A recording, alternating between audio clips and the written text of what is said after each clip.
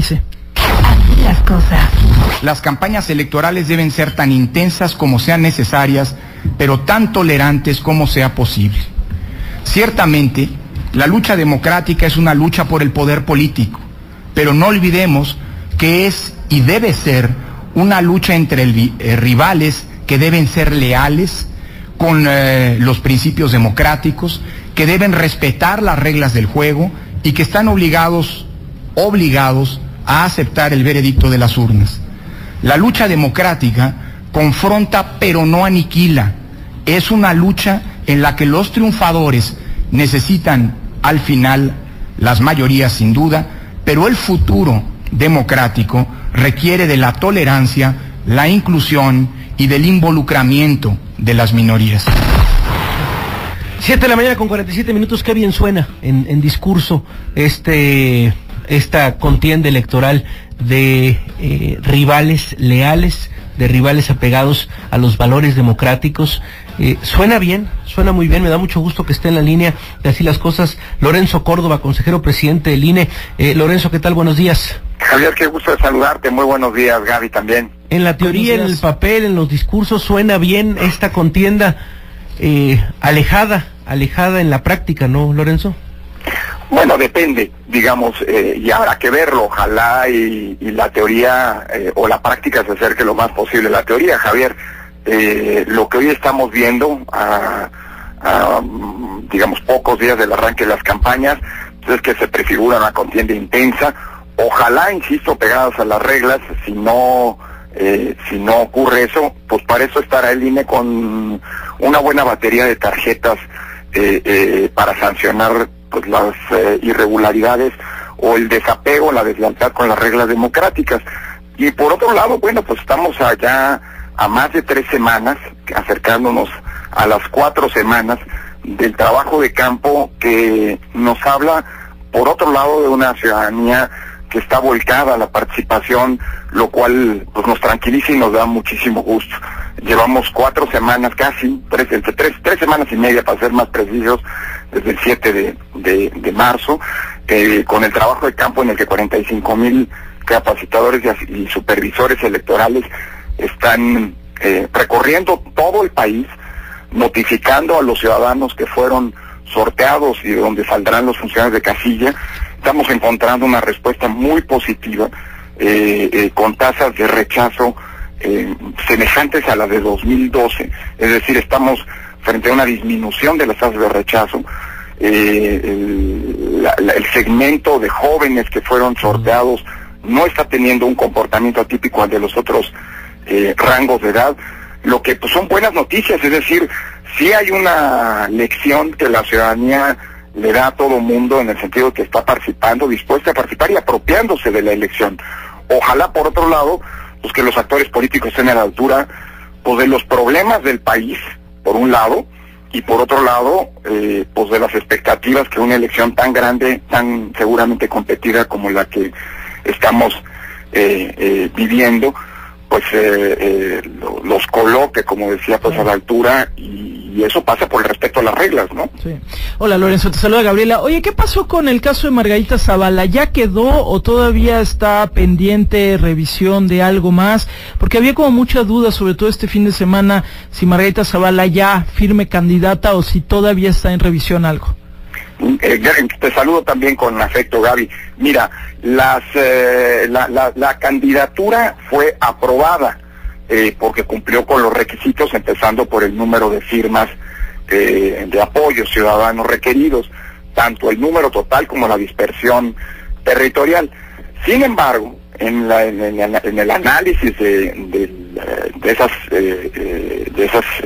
aceptaciones, de esos apoyos ciudadanos, se encontraron, tanto en el caso de ella como en varios otros casos, una serie de irregularidades que están siendo investigadas.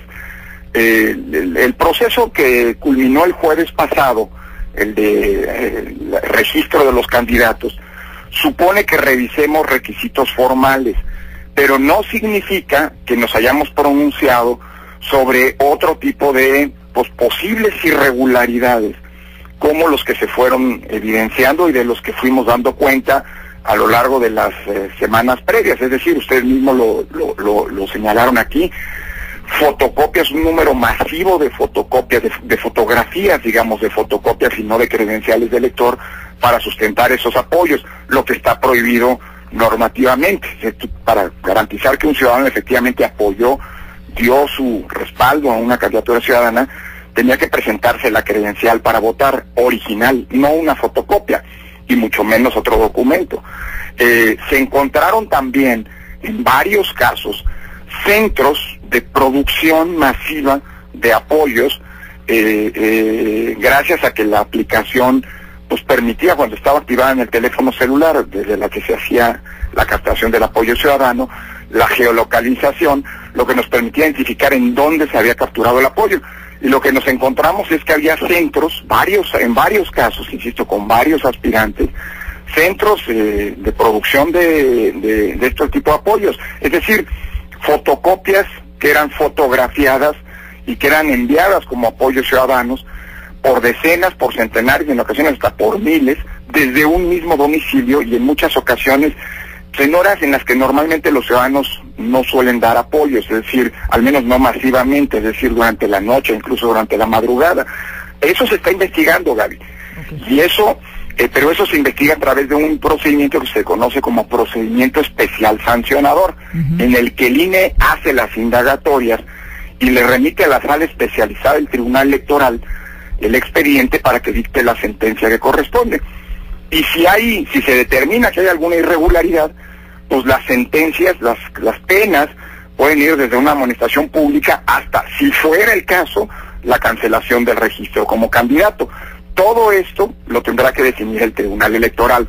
En estos momentos el INE está haciendo las investigaciones para definir si hay algún tipo de presunta irregularidad o no. ¿Cuáles son los tiempos, nada más, cuáles son los tiempos de esto, Lorenzo, que nos dices? ¿Tienen no hay un tiempos? Plazo fijado en la ley, Gaby, pero lo que sí es que el procedimiento especial sancionador es un procedimiento que se hizo para ser muy expedito, es decir, no es un procedimiento prolongado. La idea es que si hay alguna irregularidad que impacta en las elecciones, se resuelva dentro de las propias elecciones, es decir, durante las propias campañas, como es el caso, y no hasta después. Entonces nosotros estamos confiando en que una investigación muy seria nos llevará algunas semanas y será turnado al propio tribunal. Entre antes, mejor.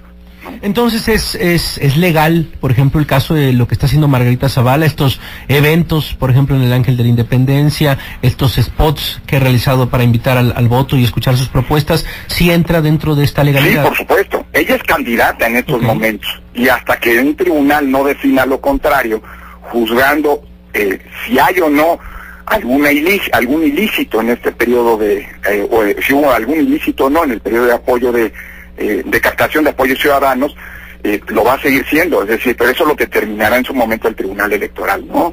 Claro. ¿Cómo ha estado? Lo platicamos un poco al inicio de la entrevista, pero sí nos interesa mucho el tema de la participación ciudadana. ¿Qué han dicho los primeros números que tiene el INE de toda esta gente que está invitada para ser funcionario de casilla? ¿Cómo ha estado la recepción? ¿Cuántos ya se están en este momento, entrando como a estos cursos, por supuesto, de preparación para ser funcionario de casilla? ¿Cómo va la recepción de la gente en esto de la confianza del INE? Porque decíamos muchos, bueno, pues es que el INE no está en su mejor momento, están dudando muchos de él, pero en realidad cuando se convoca a la gente, ¿cuál es el recibimiento? No, pues mira, la verdad partiría de esto. Primero, estamos en la mitad del plazo de la primera etapa de capacitación, es decir, son 55 días y nosotros estamos pues prácticamente a la mitad de ese periodo. Hasta ahora, aunque hay estados en los que hay una participación mayor, hay unas zonas en las que la participación es mayor, hay zonas que son históricamente complicadas. Por ejemplo, una zona bien difícil para nosotros es la zona de lo que conocemos como el corredor Polanco-Lomas. Ahí la gente suele no participar. Paradójicamente, la gente con el mayor nivel adquisitivo del país es la más reacia a participar, y es la más difícil de encontrar, porque pues muchas veces no dejan entrar a nuestros capacitadores a zonas residenciales cerradas y demás.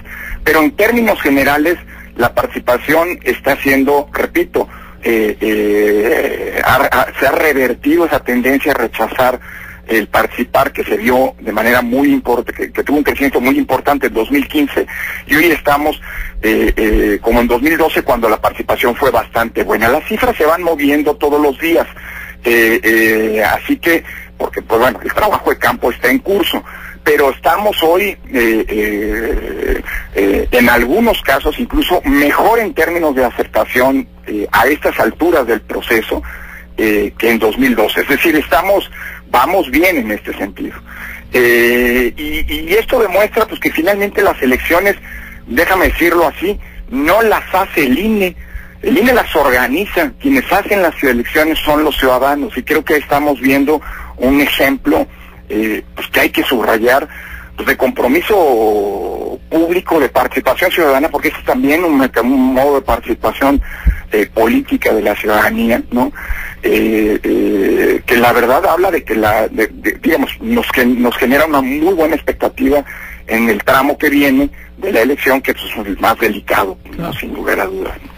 Bueno, pues estaremos tocando base contigo, Lorenzo, para ver cómo va caminando este proceso electoral, que como dices, pues ya arranca formalmente en los días pasados. Un abrazo, Lorenzo, que tengas buen día. Gracias, Gaby, lo mejor también, buen inicio de semana a ambos. Igualmente, es Lorenzo Córdoba, el consejero presidente del Instituto Nacional Electoral, y bueno, pues eso, vamos a estar hablando con él y con los consejeros del INE en estas semanas, ¿no? Y es interesante lo que dice, cómo hay ciertos lugares, por ejemplo, este corredor que señala Polanco Lomas, pues donde la gente de pronto no abre la puerta. ¿Cómo llegas a avisarle a alguien de, oiga, le toca ser funcionario? Sí, pero aquí no llegas porque tienes que pasar la seguridad, la otra seguridad, el chofer, el no sé qué. Increíble lo que dice, ¿no? Tal vez la zona más difícil históricamente, pues es esta, sí. Corredor Polanco Lomas.